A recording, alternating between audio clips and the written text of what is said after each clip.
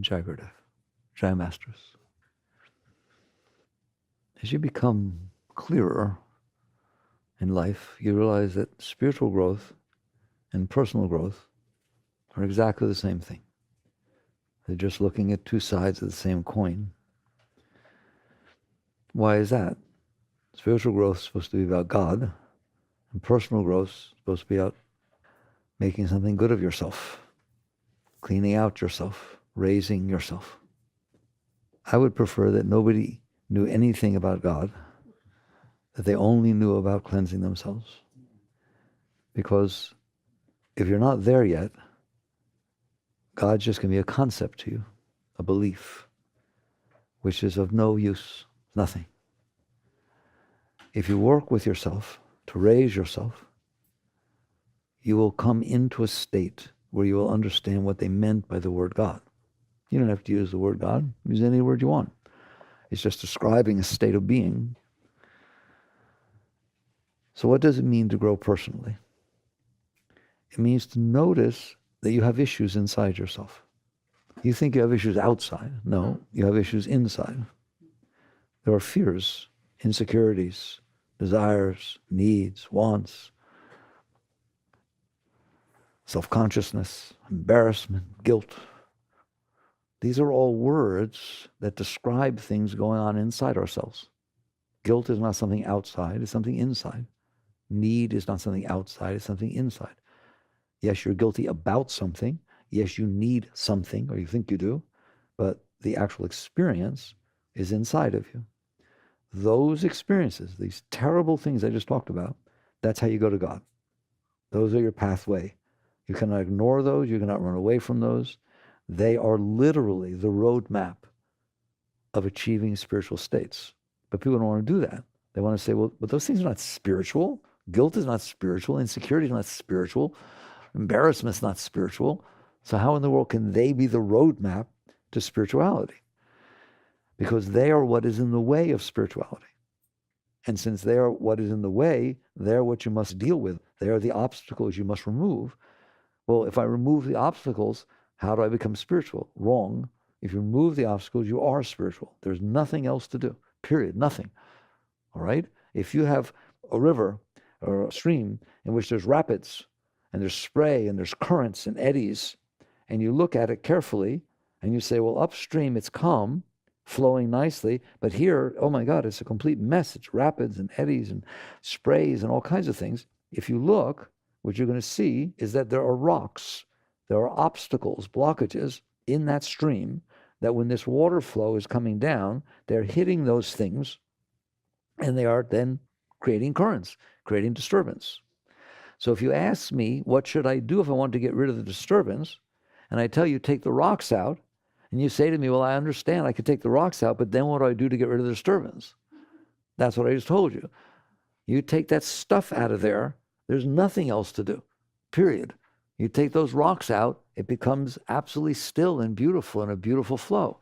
There is nothing else to do on your spiritual path except remove the obstacles to spirituality. Once you do that, and to whatever degree you do that, it just is the natural state of things. Spirituality is the natural state of things. It is not something you achieve. It's not something you strive for. It's not something you do something. There are no techniques to achieve God. There are no techniques to achieve God. There are techniques to remove the obstacles that you put in the way of God, right? But there are no techniques to achieve God. You see the difference? All right. So that's where everybody goes wrong. So the Gita says, of men who seek me, there are some who reach very high states. They're very reverent. They're great. One, perchance, comes to know me as I am. Whoa, that's scary, right? That's because of what I just told you.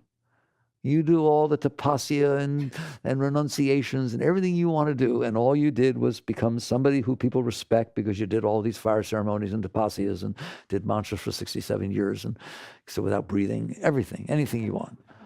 All right? It is the removal of the blockages, then the natural state. Really, that analogy I gave you of removing those rocks from the water, you can see that. Once those rocks are gone, you don't have to get an iron and iron out the current. You don't have to do anything to make it right. It was the obstacles that we're keeping the experience from being its natural state. It's exactly the same inside of you. That's why these disturbed forces inside of you are the roadmap to spirituality. They are the rocks, period. All right? Those things I described, all those dirty little words, embarrassment, self-consciousness, guilt. It's just beautiful. So what do I do with those? Now, the first is to recognize, yes, I'm a mess. Like AA. My name is Joe and I'm an alcoholic. My name is Mickey. I'm a flaming mess. All right? You just sit there and look in there and be honest about what you see. I don't care about what you want to see. That's the biggest trap in the world. That's spiritual ego. That's like sitting here on the side of the stream. I'm going to keep you, I'm going to wear that analogy out. Sitting here on the side of the stream, the rapids and all the currents are going, and you're sitting there saying, I visualize calm. I'm visualizing calm. I don't see calm. Something wrong. I'm not doing it right. I visualize calm. What's the matter with you, man? Remove the rocks. But in order to remove the rocks, you better be honest about what you're looking at. All right? Remember Shakespeare? This above all, to thine own self be true, and it shall follow as the night the day. Thou shalt not be false to any man. All right? This is the truth. You have to be willing to look and see what you see. Do not try to put nice white lights around your garbage and sit there and say, I'm pure. All right? It's not the right. That is spiritual ego. That is, I want to be there. I'm not there. So I'll use affirmation. I'll use this. I'll tell people I am. I'll behave in a way. I'll dress accordingly. I'll do every single thing that a spiritual person would do. Then I'm spiritual. No, you're not. It's nothing. It's the biggest trap that could possibly exist. There's only one way out, and that is to do the work of removing these obstacles that are in the way of the state of absolute beauty and ecstasy of divinity. So, okay, first you recognize. Don't be afraid to recognize. There's nothing wrong with seeing the rocks. If you don't, I'm going to use this analogy. If you don't like seeing the rocks, you will never get them out, right or wrong. If I sit there and somebody told me there are rocks in the water and they're causing all the currents, I'm so afraid of them because I don't like the currents. I don't want to see rocks. Do you? No, I don't like rocks. They cause trouble. They must be of the devil or something, all right? So I don't want to see these rocks. Well, you're never going to see them. You're never going to deal with them. You're never going to do anything because you're afraid of them. You understand that? That's denial. It's psychology, denial, fear, etc. You have to be willing to sit there and say, I have now progressed spiritually to the point of understanding that I am blocking the flow of God, the flow of Shakti, the flow of spirit from inside of me. I am doing it. I am doing it. There, that's your first point, right? Nobody's making you drink. Go to AA, right? Nobody's making you drink. Oh, no, she drives me to drinking. No. My job drives, no. Go, come back when you're ready, right? You're the one who's drinking. You're the one who picks the glass up and pours stuff in it and puts it in your mouth and swallows, right or wrong. Nobody else is doing it. It's the same thing here. You have put these blockages inside yourself, and you are holding these blockages inside of yourself. So if you're not willing to look at them, nothing good is going to happen. Do you understand that? All right. So you start with what we call witness consciousness. Krishnamurti called it the seat of objective observation. But you will not be willing to look at yourself objectively while you are judging yourself.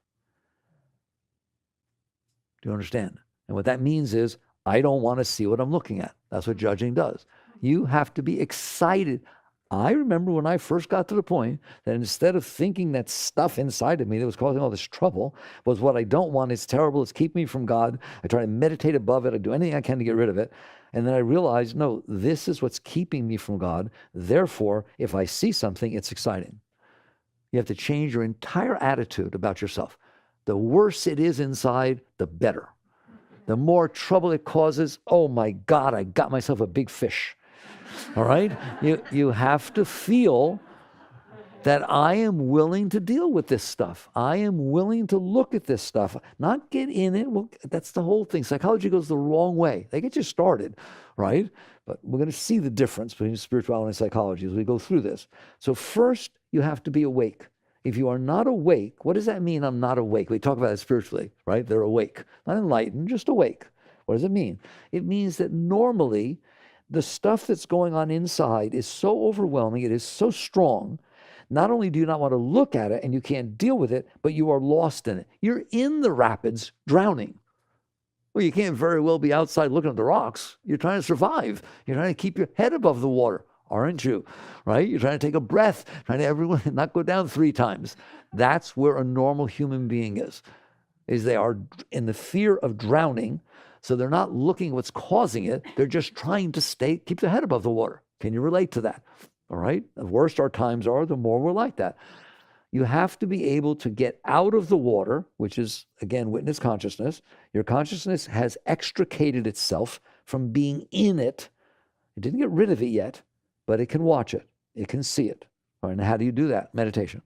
Meditation is great. Mantra is great. See, all of a sudden there's techniques. But the techniques are not about going to God. The techniques are about first getting out of the water. Well, why would meditation work? Because the noise that's going on inside of you is creating disturbance.